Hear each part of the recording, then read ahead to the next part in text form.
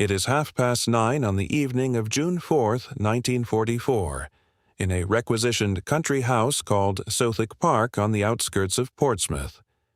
Rain hammers against the windows.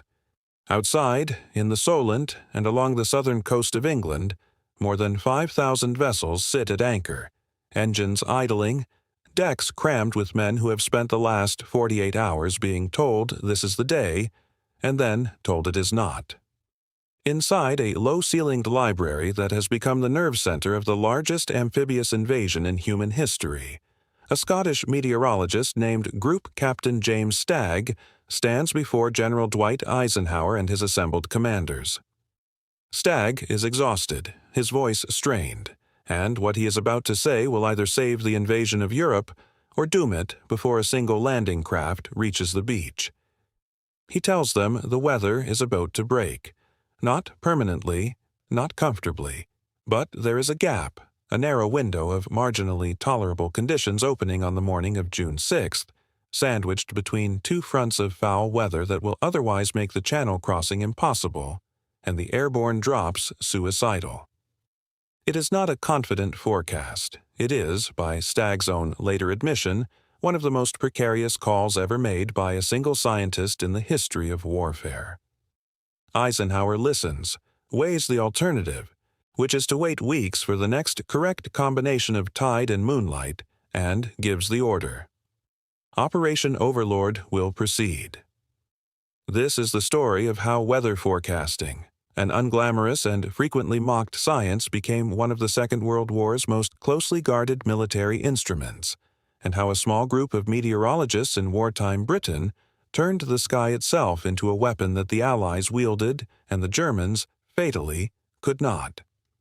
To understand why this moment mattered so profoundly, you have to understand just how blind militaries had traditionally been to the weather that governed their fate.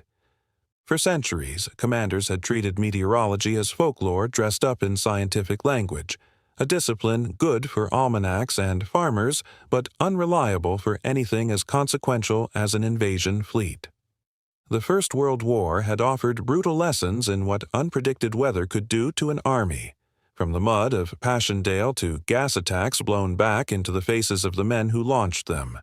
Yet by the late 1930s, forecasting remained an inexact science built on isolated observation stations, slow communication, and educated guesswork. The problem facing the Allies by 1944 was unlike anything meteorology had previously been asked to solve. A cross-channel invasion required an almost impossible alignment of conditions.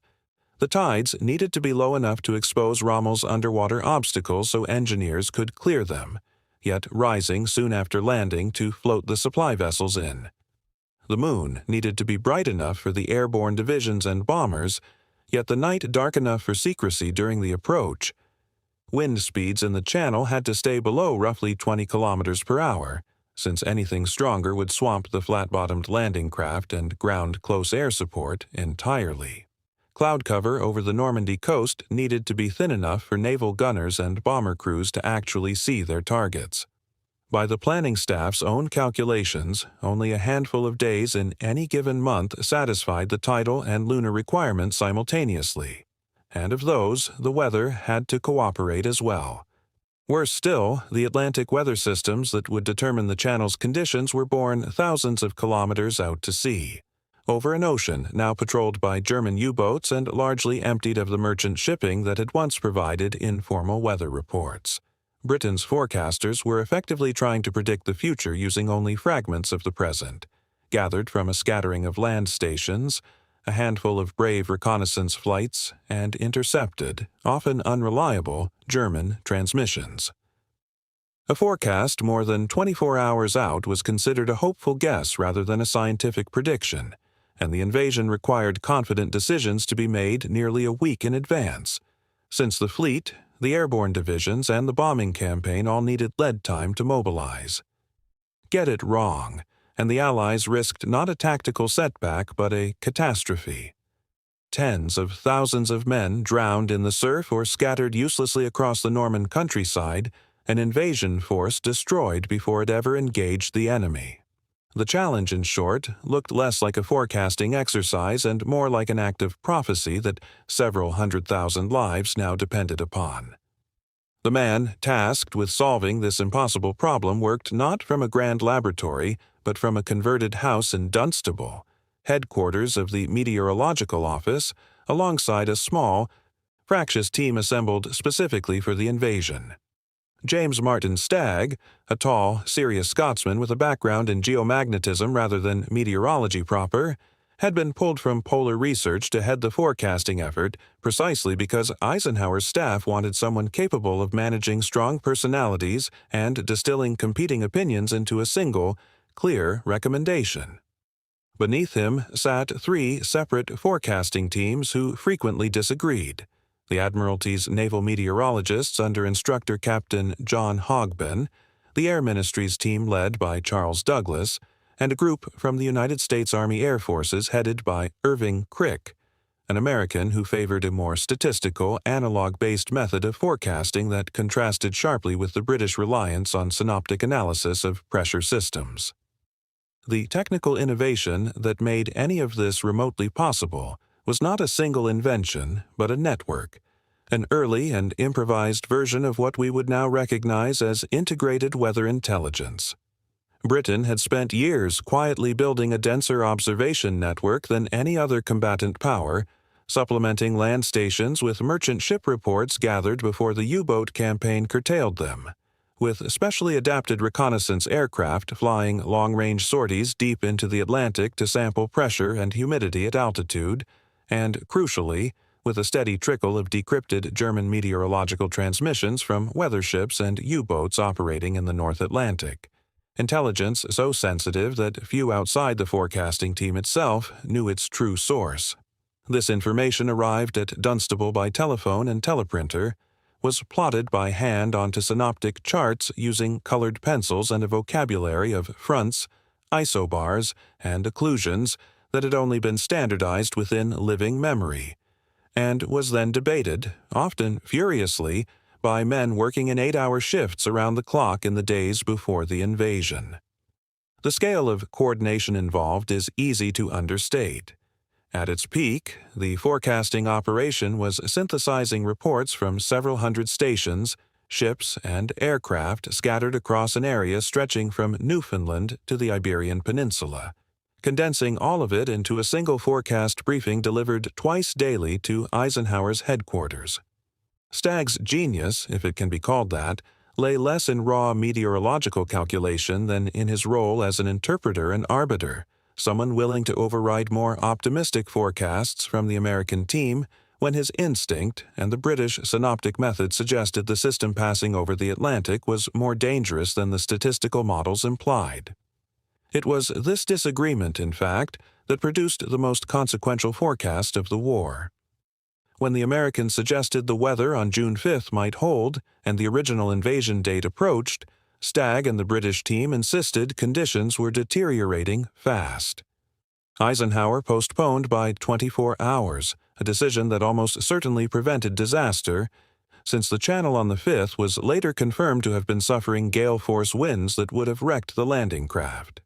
Then came the reading of the gap. Stagg's team identified a fragile, narrow window forming for the 6th, a brief lull between 2 fronts, not calm weather by any reasonable standard, but survivable. Cloud base lifting enough for air support, winds dropping below the critical threshold, a pause rather than a clearing. It was this forecast, delivered with appropriate caveats about its fragility, that Eisenhower acted on in that library at Southwick Park. What this forecast achieved operationally is almost impossible to overstate, and yet much of its consequence is counterfactual by nature, a disaster that did not happen rather than one that did. We know that the conditions on June 6th were rough enough that several German commanders, including Field Marshal Erwin Rommel, judged an invasion impossible in such weather and relaxed their readiness accordingly. Rommel himself left his post in Normandy that week to celebrate his wife's birthday in Germany, a decision shaped directly by his own meteorologist's assessment that no invasion fleet would risk a channel crossing in such conditions. German forecasters, working with a thinner observation network after the Allies had effectively eliminated their weather ship and U-boat reporting stations through targeted Royal Navy operations, were predicting a full week of unsuitable weather, with no indication of the narrow gap the British team had identified. The psychological effect of this single misjudgment rippled through the German High Command's readiness posture at precisely the moment it mattered most, contributing to the strategic surprise that allowed Allied forces to establish a foothold before a fully prepared counterattack could be mounted. If you are finding this interesting, a quick subscribe helps more than you know, and it costs nothing but a tap. The comparison between British and German meteorological capability in 1944 is genuinely stark, and it reveals how completely the balance of information warfare had shifted. Germany, lacking access to the dense Atlantic observation network the Allies had assembled, was forced to rely heavily on a small fleet of disguised weather ships and isolated stations established with considerable difficulty in occupied Norway and even briefly in northern Canada and Greenland, outposts that British and American forces hunted down with deliberate persistence throughout the war precisely because of how valuable that data was. By the spring of 1944, most of these German assets had been captured, sunk, or rendered inoperative, leaving the Wehrmacht's meteorologists working with a fraction of the raw data their British counterparts enjoyed. German forecasts for the invasion period were consequently far less granular and, crucially, missed the brief weather window entirely, predicting continued storms through the whole of the first week of June. The American forecasting effort, by contrast, was not inferior so much as differently philosophized, leaning on Irving Crick's analog method of matching current conditions to historical weather patterns, a technique that proved less effective than British synoptic analysis for the kind of short-notice, high-precision prediction the invasion demanded, which is part of why Eisenhower ultimately deferred to Stagg's more cautious, pattern-based reading of the Atlantic systems. In essence, Britain's advantage was not a single superior gadget, but a superior intelligence architecture, one built from years of investment in observation infrastructure and intercepted signals, fused with a forecasting culture confident enough to issue a hedged but decisive recommendation under almost unbearable pressure. The legacy of this episode extended well beyond a single Tuesday in June. It cemented meteorology's status as a genuine instrument of strategic warfare rather than a supporting science, and military forecasting units expanded rapidly across all the Allied powers in its aftermath, eventually evolving into the dedicated military meteorological services that exist within most modern armed forces today.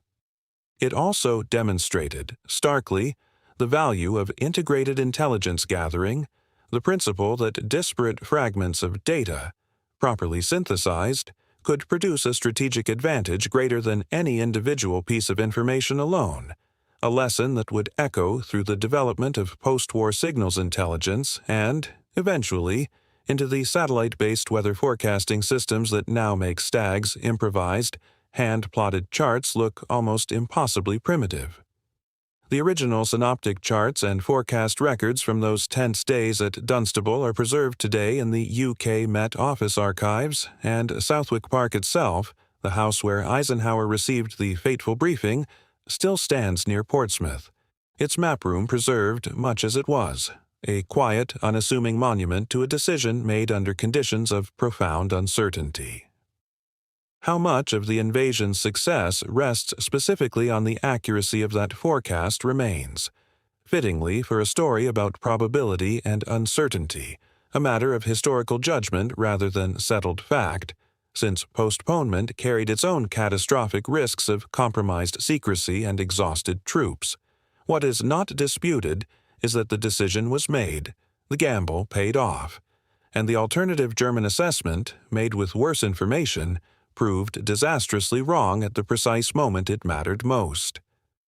Return for a moment to that library at Southwick Park, to the rain on the windows and the exhausted Scotsman standing before the most powerful collection of military commanders in the Western world, offering them not a certainty but a calculated, hard-won probability.